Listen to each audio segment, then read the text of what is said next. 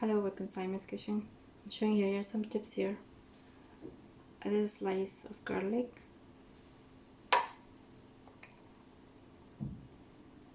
just using the glass, lemon, with salt,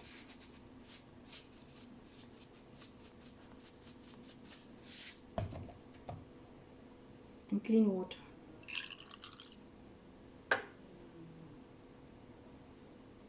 So wherever you want to use, just use it.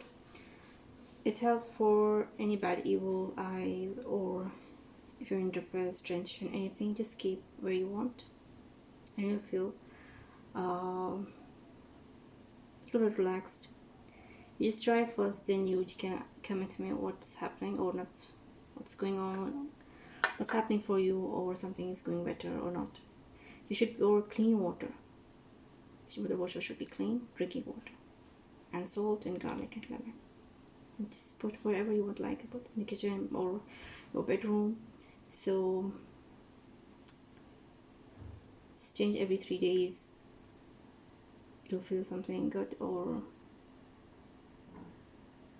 it's just for bad environment, and makes you feel good. Evil eyes, anything, you have to use salt a little bit inside, or you can use dry ingredients, lemon and garlic and salt.